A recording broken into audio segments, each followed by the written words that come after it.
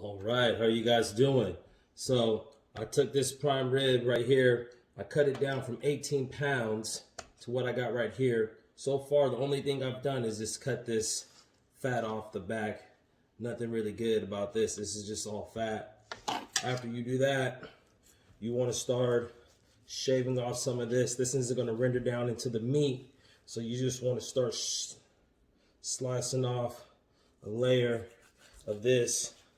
So that way you can have not such a fatty piece of prime rib when you bite into it. All right. Once you got that done, you want to go and get your seasoning. All right. Now, once you got all that fat cut off your meat, it's time to put that base on there. So I like to use just a regular olive oil. I'm going to use this as my binder. The olive oil also helps it get a little darker color when it starts to bark up. So, you know, you also eat with your eyes. So having that good color on there definitely helps presentation. So I'm just get that all over. All right, so when it comes to seasoning, I'm using just a regular rub. I'm not using a lot of this. I'm really using this just for the base notes and just for some color. So you just want to really pat that in there, rub it in there. You want to make sure you get all sides. And I'm just doing a light coating of this. Like I said, I'm doing this more so not for the taste, but just for the coloring. It's a little bit darker. Make sure you get that all over. Make sure you're hitting all your sides.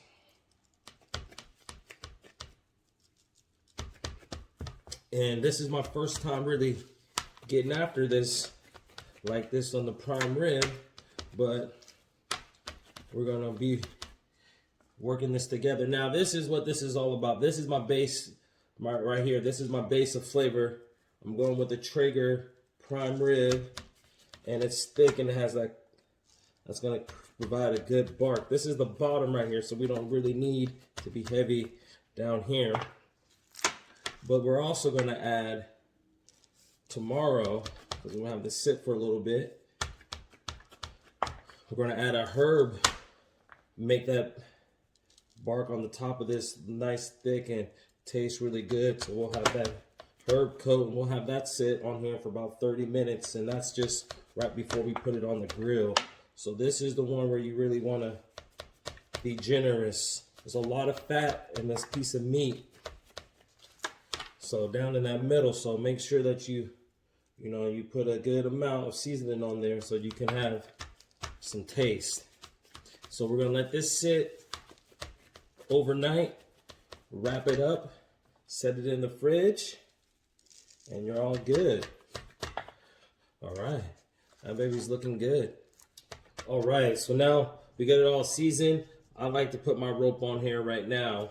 So what I do is when you do it by yourself, I like to just tie a loop in there and then get that nice and tight.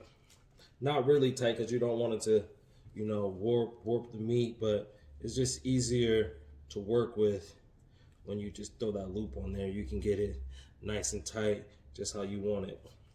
All right, now I got this thing nice and wrapped. I'm gonna let this sit in the fridge overnight, and I'm thinking about putting it on the grill probably around 12 o'clock, maybe 1 o'clock. Our herb, crust, and seasoning. So I have rosemary, I have some thyme, and I have sage, and we're just gonna combine all three. I have 1 tablespoon of each. We're just gonna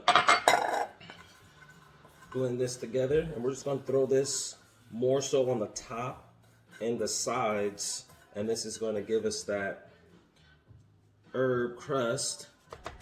It's gonna be thick and nice. And we're gonna let this sit while we go out and we prep the Traeger. Put some pellets in there and get that ready. And by the time the grill is fired up and ready to go, this will have set long enough And then we'll throw it on and we'll get it cracking.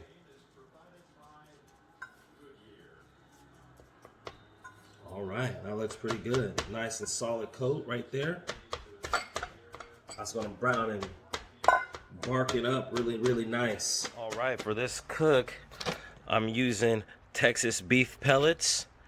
Get that going, fill up the auger right now. Now we just turned on the grill, we're getting it going. 500 degrees, we're gonna cook it there for 30 minutes. We're gonna let it sit for 15 minutes once it reaches 500 degrees to get that good smoke base already established in the grill. All right, so we got this up to 500. We're gonna take this and we're gonna put this fat side up and we're gonna put it right in the center of the grill. And I'm gonna probe this right here in that center. And we're gonna cook this at 500 degrees for 30 minutes, and then we'll lower it to about 300 until we reach 130 internal temperature. Let's take a look. Looking pretty good, looking pretty good. All right, now we're gonna lower this grill down to 300. All right, we're gonna let that sit till we get the internal temperature of 130. All right, we just took this off the grill at our internal temperature of 130 degrees. Now we're gonna wrap it, let it set for 30 minutes. All right, it's set for 30 minutes. Now we're about to cut this baby in half. See what we're working with. Oh man, that's cut like butter. Oh yeah, that's perfect. Look at that. Look at that. Oh, that's so nice. You can see that smoke ring right there. Oh man. Let's get a closer look. Oh, that's gorgeous. All right. Got my taste tester right in front of me. And cut a little nice little piece. Oh, that's money. All right, here we go. Come over here. Hurry, let the people see you. They gotta get a true. There we go.